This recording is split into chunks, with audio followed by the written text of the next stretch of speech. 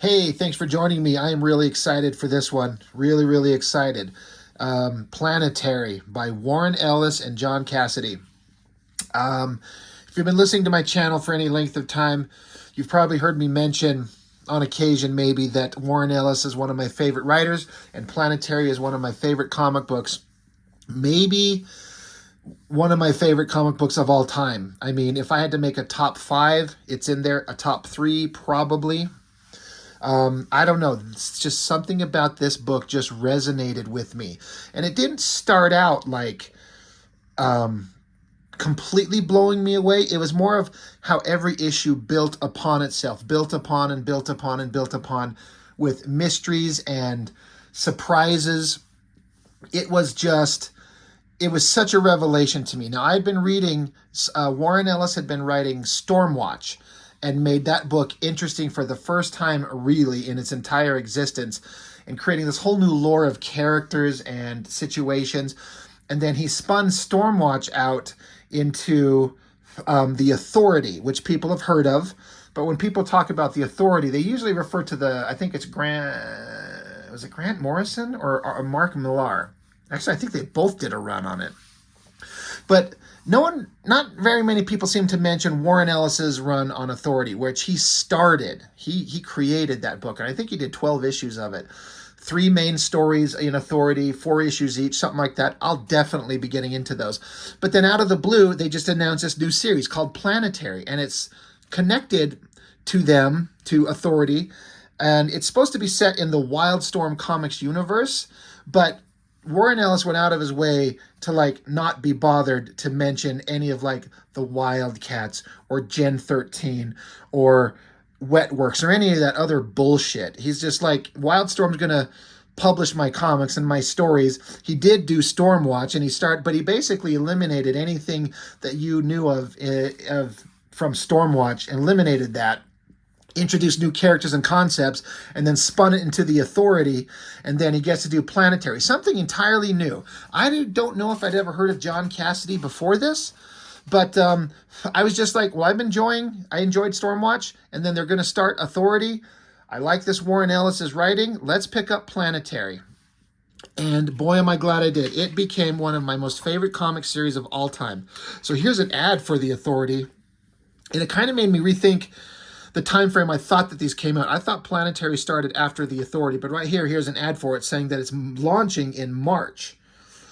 And this comic here, let me double check. Why? Oh, why? Oh, yeah, April. Well, these things are never printed. It says the month that they're coming out, but sometimes it's the printed date inside the book is different from when it actually comes out. Anyway, right around the same time. So Stormwatch had been built up. Authority's coming out. So you've got Jack Hawksmoor, the engineer, who's supposed to be in the new Superman movie. The Midnighter, which is basically a super badass version of Batman. Apollo, he's a super badass version of Superman. Of course, they're gay lovers. The Doctor, and I forget the winged girl's name, and Jenny Sparks. She's a very important character in The Authority. But we're starting in Planetary.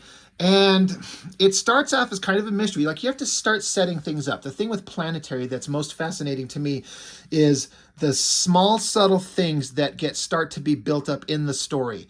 And there's some obvious things and phrases that are spoken that are supposed to be an obvious mystery. But as the series goes on and on and on, you can keep coming back to previous issues, all the way back to issue 1, and see things that they set up in issue 1 that pay off 25 issues later. Warren Ellis knew where he was going with this. And so I love this series so much. And rather than just describing it to you, I had this idea of doing something that I kind of have even made fun of other channels doing, which is read to you the dialogue. Like almost all of it. And that probably sounds like absolute torture, especially if you hate the sound of my voice. But I don't know. I feel like there's so much that gets lost in the importance of this series if you don't hear everything that they're saying. So I don't know. I'm going to try it. There's some places where I can kind of skip it around. But I feel like it's interesting and it's clever. And I just love this book so much. So I don't know. We're going to give it a shot. So you just start out with this looks like a diner in the desert out in the middle of nowhere. And then there's this cloaked person, or cloaked, like someone wearing like a coat or something like that. Title of the comic, All Over the World. So then there's just like a diner waitress, and then just a guy in a white suit sitting at a table by himself.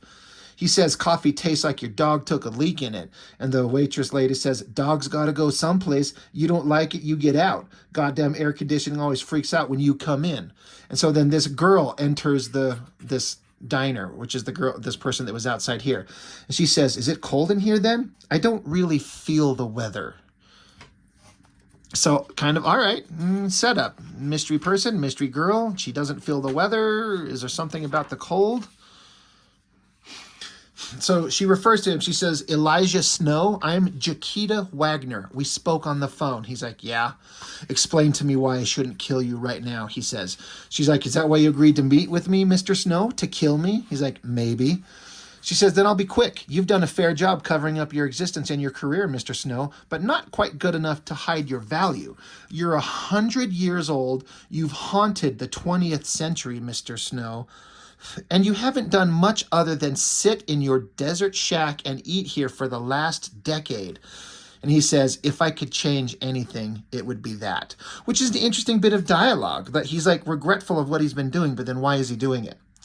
She says, I have a job for you. It pays $1 million a year for the rest of your life, no matter how long you work for us, no matter how long your life turns out to be.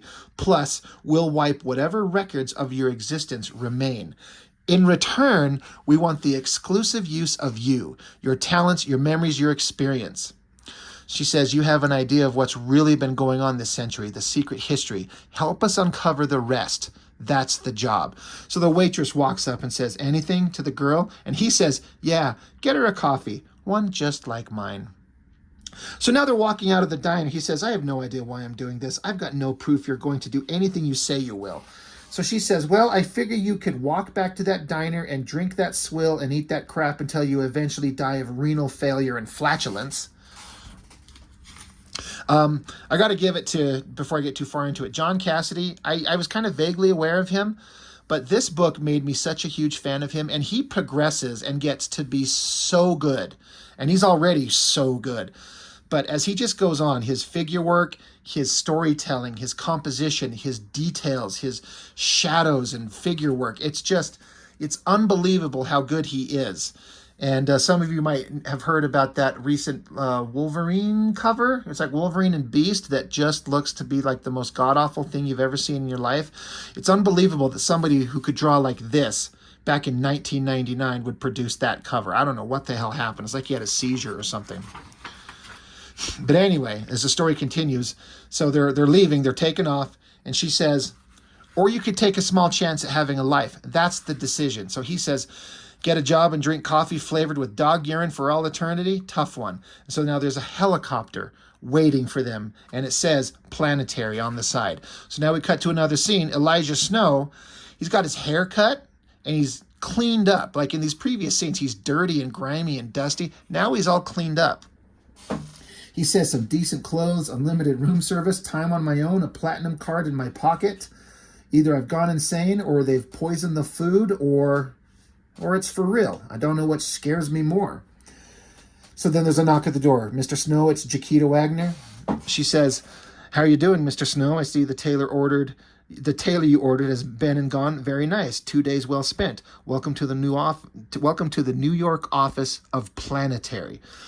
So he says, who's paying for all this? She says, we are. Well, Planetary is, the organization. Follow me. We got a job.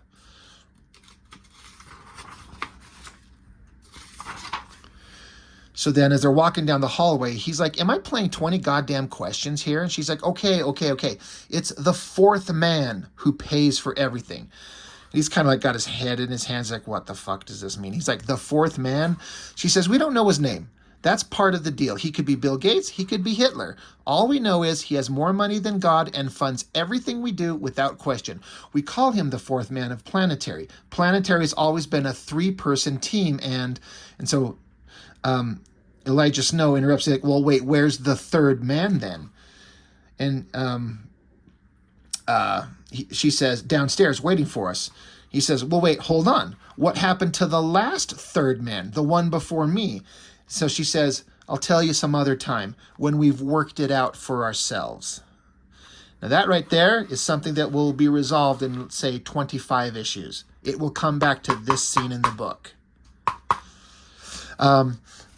They enter a room. Elijah Snow, meet the drummer. And so Snow is like, drummer? What? What are we using code names now? What's your name, son? And so here's this guy. He says, the drummer. First named the, second name drummer. Now this character, as I understand it, John Cassaday, the artist, kind of based his visual appearance off of himself, off John Cassaday. Like, he makes this guy look like him. And if you look at pictures of John Cassaday from back in 1999 with the hair and the way he looked, that's what he looks like. So I think that's kind of fun. So Jaquita says, don't mind the drummer. He's crazy. And the drummer's like, I'm not. And she says, he talks to machines. Snow says, do they talk back to him, or do the antipsychotics stop him from sucking television sets? She says, it's his talent. Machines do as he says, but, you know, he's nuts. What's the word, drums? And so he says Adrionics. And as he throws a bottle across the room, he's throwing it at Elijah Snow over here. And silently, we see Elijah Snow just captures the bottle in his hand without even looking. So you're instantly like, oh, Snow has got some talents. This is interesting. So the drummer continues, Adrionics, big mountains, some idiot or other planning to put tunnels, roads, and stuff through them, though God knows what people think they're in the way of. Did resonance scanning, thermal imaging, all of that kind of stuff, looking for stresses in the mountains. They found a complex of caves inside a mountain, very designed looking complex, man-made. And you know, no one can see the entrance into this system, but scannings show that it's there. We got a hole in that. We got a mole in that corporation who throws this to us. We buy some time on a spy satellite. Goddamn if the entrance isn't masked by a hologram. Now, all of this would have been weird enough, but do you remember those diaries we stole from the old KGB vaults 2 years back, Jaquita? And then Jaquita says the Adrionics. He's like, right, the Adrionics were the last known location of Doc Brass. So there's this name of this person, Doc Brass. Who is that? And so now we cut to another scene, and 3 helicopters flying. The team is in a helicopters flying to the mountains. What we know about Dr. Axel Brass is limited, to say the least. He was born on January 1, 1900, which got our attention. Same birth date as several other unusual individuals. Disappeared January 1, 1945. Now this, what they talk about right here, where they say he was born on January 1st, 1900, this is a concept that Warren Ellis has introduced into these comics, and I may be jumping the gun on it, but they call them century babies. People who were born, there were several of them that were born January 1st, 1900. So this Axel Brass guy they're talking about is one of them. Over on Authority, Jenny Sparks is one of them, and we will soon find out Elijah Snow is one of them. So it's a very unique kind of set of people. So Jaquita continues talking about this Axel Brass character. It's like, by the 30s, he was your genuine Renaissance man, great scientist, gifted inventor, something of a visionary. The diaries we obtained were kept by an apparent associate of Brass, who died in Berlin during V-Day 1945. His corpse was evidently ransacked by a Russian officer. The books eventually passed into the hands of the KGB, who sealed them in their vault of forbidden knowledge.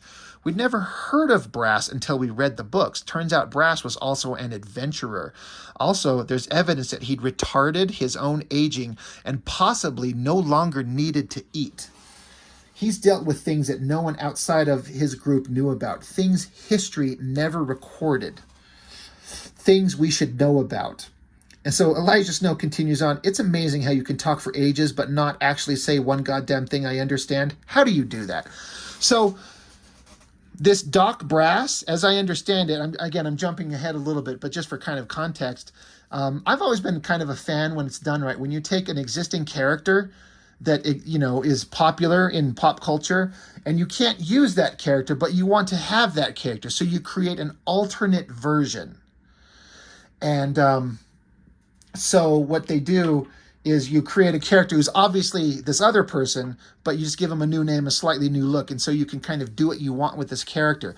So this Dr. Axel Brass is supposed to be the old pulp hero Doc Savage, which I know almost nothing about, but he's supposed to have like bronze skin, an adventurer from the 30s or 40s. Doc Brass, you can infer from the name Brass what color his skin is, but this is like an alternate version of Doc Savage, for those of you who know who that character is. I know very, very little about him, but what I do kind of know about him comes from this alternate version in this comic. And it's made me want to seek out and read stories about Doc Savage. But anyway, Elijah Snow's like, why do you keep talking about, like, I don't understand anything you're talking about. And so Jaquita just walks off. So Drummer says to Snow, he says, don't piss her off, man. He's like, why? He says, because she can drop kick a rhino over the Grand Canyon. And so Drums is sitting, he always has drumsticks, and he's always like tapping on things. And it's driving Snow nuts. So he stops him.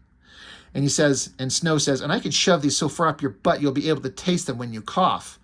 So Drummer's like, no wonder you spent most of your life on your own, man. And Snow says, only way I can be guaranteed a useful conversation. So anyway, you get a shot of the helicopter overhead looking down at the mountains. And they say, okay, Snow, time to earn your pay. We're going in. So Snow gets up and says, you heard her. Get up, you little bastard. And Drummer's like, I ain't going anywhere. What do you think I am, nuts? Out you go, Grandpa. So Snow starts climbing down the ladder, like the ladder extended down to, disembark from the helicopter. He says, haven't tried a stunt like this since the Saigon bug out. You following me down, Wagner? And she says no and jumps out of the helicopter. Just jumps. And now in a reverse angle, you see on the ground where she landed, it's shattered and cracked where she landed. So you're like, oh, shit. We're learning something about this girl. She's maybe invulnerable, maybe super strong. So she gets down there. She says, come on. The entrance is that way, and I want to get there before I retire. He says, can you really drop kick a rhino across the Grand Canyon? She says, tried it with an old man once who irritated the crap out of me and it worked. Might work with a rhino. So she's basically like threatening him. She's like, would you fucking hurry up? I'm getting sick of your attitude. So then they cut to a scene where they're walking through the holographic entrance that they mentioned earlier. So he's asking her, how long's Planetary been going? She says, I have no idea. I joined 4 years ago. Whether it was around before that, I don't know. No one said so. He says, why do you join? The money or the secrecy your fourth man can buy? And she says, neither. I get bored easily. Planetary stops me from getting bored. So that's an interesting kind of take. These big double-page video game ads. Shit I never played. Anyway, so they're walking through this complex. And so he says to her, he's like, that's it? That's the reason that's why you work for these people, so you don't get bored? She's like, yeah, that's it. Look over there. And now we get these shots of these weird, they're like trophies in rooms with shattered glass mounted in the wall. And there's several different things here. As they walk by, Elijah Snow says they all have signs. The hull of a charnel ship, vestments of the Black Crow King, the murder colonels. And then Jaquita's like, it's a trophy room. And then they walk into another room and Jaquita sees something. She goes, oh my God. And then here's a guy sitting there, guns pointed, surrounded by skeletons, this glowing light in the background. He says, I'm Axel Brass. You damn well better be the good guys. And if you notice him, his legs look like they're atrophied. And he's just sitting there. So Jaquita comes up to him. She says, please, your guns are useless on me. We're here to help. And Snow in the background is looking at this sparkling snowflake-looking thing, just saying, Christ. Axel Brass says, you want to help? Shut up and listen. So Snow says, for God's sakes, man, you're wounded and you've been here since. Axel Brass says, I've since 1945, boy. I eliminated my need for food and sleep in 1942. Stopped aging in 43. I learned to close wounds with the power of my mind in 44. So shut up and listen. This is important. We have no time. He says, you have to understand, you have to listen or else it's all been for nothing. They called me here in January of 45. We built this place 10 years earlier, a secret headquarters for God's sakes, because we didn't feel safe meeting any other way. So here's a flashback of Dr. Axel Brass, this guy back in 45 when he's young and virile and at the peak of whoever he is, right? And he walks into a room with several other people around this round table. It says, this was our place where we rested, planned, celebrated victories, and admired our trophies. There were monsters abroad in the world, things the world didn't need to know about. We were different, special, greater. We took that responsibility upon ourselves. January of 45, it all changed. I left my associates in New York and came here for our most important meeting. So now there's these 6 other guys. He's the 7th guy. And like, we'll get into who all these guys are in later books, but this guy, his last name is Hark. He's a guy from China. This guy is Lord Blackstock. He's basically Tarzan. This guy, I'm sorry, I can't remember his name, but he looks like he's basically the Shadow. And then these other guys, one of them name's Edison, and the other guy, I can't remember his name. But it's supposed to be, I believe, like obviously a bunch of like pulp era characters. The Shadow, Tarzan, some of these other guys. So again, we're taking these old time characters and giving us alternate versions of them, and they formed a secret society of superhumans. Like this is like the Justice League of the 40s.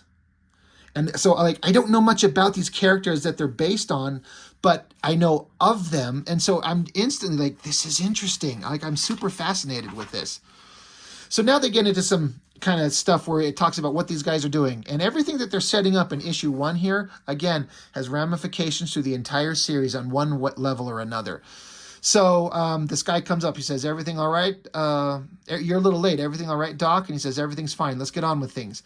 So this guy says, Edison and Hark insisted on waiting for you before spilling even a couple of beans, Axel. And so Axel Brass says, you don't need to wait for me, Jimmy. How's things going on the West Coast? And this guy says, strange. And he's like, glad to hear it. So they like it when things are strange and weird. Like, good, that's good.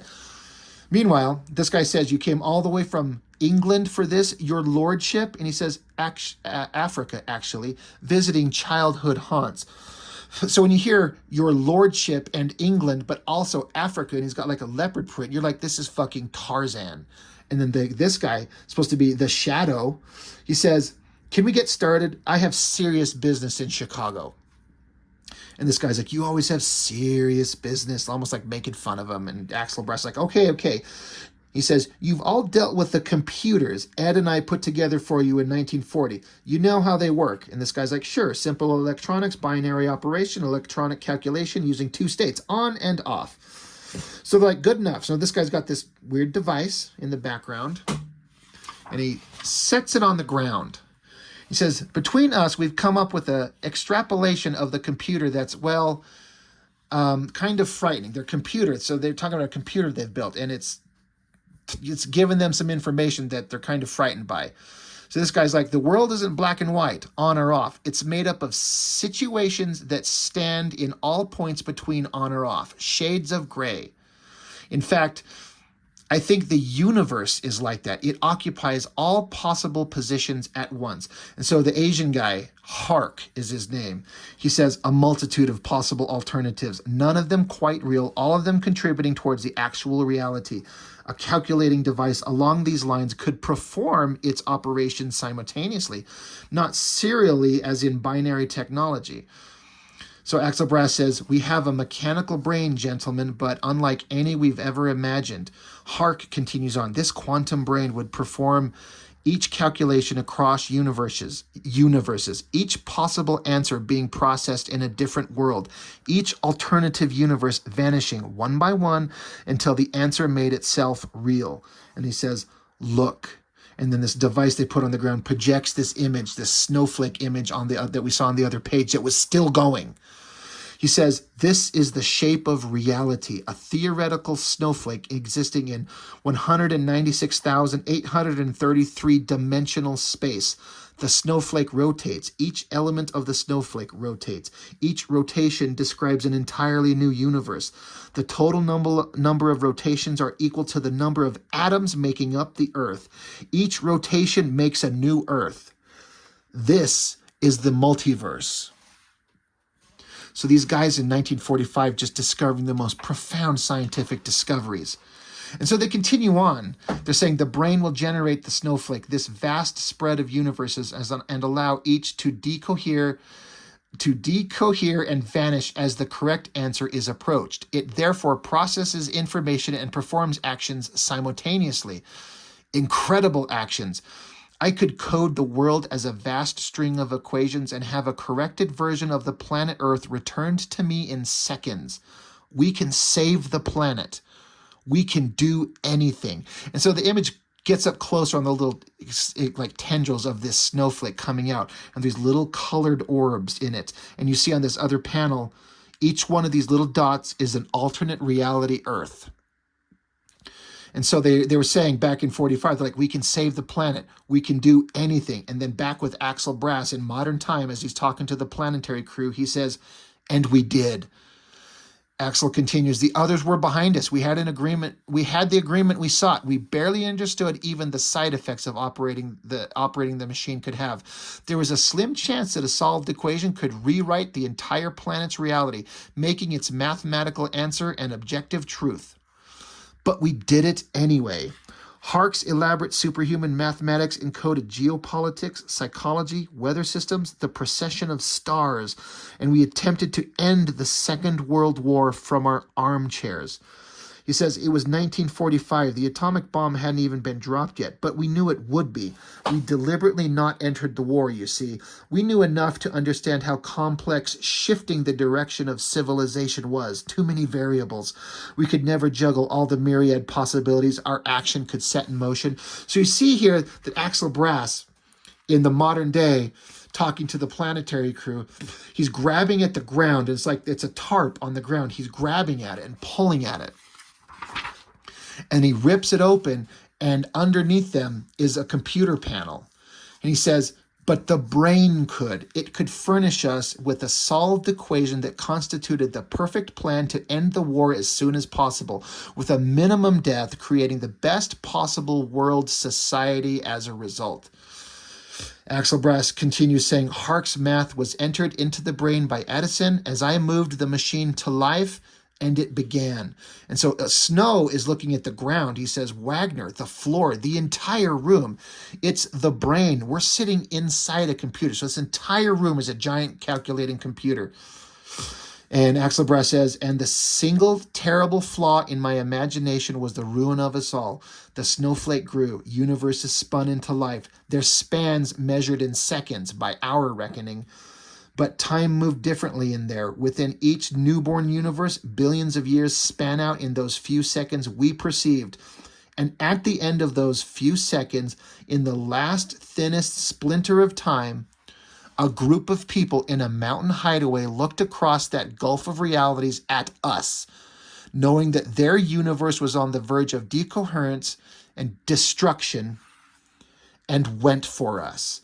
So basically, they're trying to use this computer to calculate the multiverse to create a perfect world that they could live on.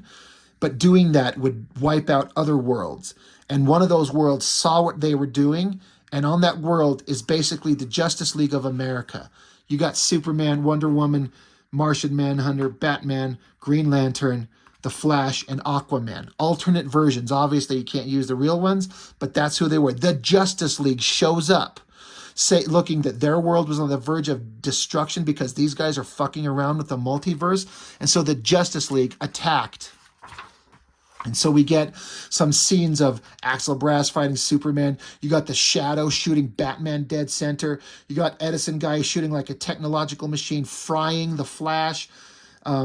Tarzan's fighting Wonder Woman. Wonder Woman's shield is impaled in one of these guys here. The dialogue from Axel Brass says, we saved the world that night. My 6 friends thought not of themselves, their plans, their hopes. They thought only of stopping the invaders. If we hadn't stopped them, they'd have killed everyone on Earth to make room for everyone on theirs. And then it goes to the final scene, and it says, only I survived. We nearly destroyed the world, and so we had to save it. But saving it destroyed us. So you see Axel Brass, after the battle, everyone's dead except him. And his legs look kind of emaciated. And then we cut to modern day right here, where he's been sitting in the same place up against the same stone wall with his severed legs, his paralyzed legs. He says, I couldn't switch the brain off, and so I couldn't leave it. I had to stay here Stay awake in case someone else comes through. So then he looks at him and says, I figure the year must be 1970 or thereabouts. How am I doing? When it's actually 1999. So he's like miscalculated how long he's been there. But he's just survived by sheer willpower in the same position, protecting this computer room until someone shows up and can like take care of it. So then it cuts to a scene where they got Brass on a hospital, like they're wheeling him away and to take him somewhere. The helicopters are landed. Jaquita's saying, I think he'll be okay. We have hospitals where he can be taken care of. He can finally rest. And Snow says, now I see why 3 choppers, one for us, one for the medics. What's in the third? And Jaquita says, not telling. So then Elijah Snow continues, awake for more than 50 years? Poor bastard. Did Planetary get what they wanted out of this, Wagner? And she says, I don't know, did we? A quantum computer built during World War II by a secret society of superhumans whom we didn't know existed, plus their hidden headquarters? We did okay. And then there's this beautiful shot looking into the distance, a great landscape. And Elijah Snow says, it's a strange world. And Jaquita Wagner says, let's keep it that way. That is the end of issue 1. So I got to tell you, I mean, what a weird comic. Like when you've been reading all these Image comics and reading Wildcats and Wetworks and Gen 13s and the Youngbloods and the Spawns and the Cyber Forces, and you've seen the same superhero shit over and over and over. Along comes Warren Ellis and does this totally different thing with just people with superpowers. And we don't know about Elijah Snow, but we see just Jaquita, super strong, super powerful. An alternate universe of the JLA, Doc Brass, which is Axel Brass, which is basically Doc Savage and versions of Tarzan, and the Shadow and the Secret Society where these old characters got together and combined their talents. It's kind of like the League of Extraordinary Gentlemen by Alan Moore with all those classic literary characters. And Warren Ellis is kind of doing a similar thing here.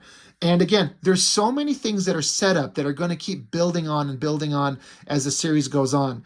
And I was instantly like, holy shit, is this interesting? Forget all that superheroic shit. Again, this is set in the Wildstorm universe. The Wildcats are out there somewhere, and Wetworks and Gen 13 and Stormwatch and all those guys. And the only ones you ever see and have any real connection with are Stormwatch, sort of, because Stormwatch was ended by Warren Ellis and spun into the Authority. So that's kind of the connection. But like I was saying earlier, Warren Ellis we'll just ignore that. Just pretend it doesn't exist. And he's going to tell his own stories. And I was like, God damn, is this interesting? But it gets so much more interesting. I will preface it a little bit by slightly spoilerish. They introduce what to me are the most interesting and kind of frightening villains in a comic series I've ever read, ever. And a lot of it has to do with the slow build and the fact that you don't see them for so long.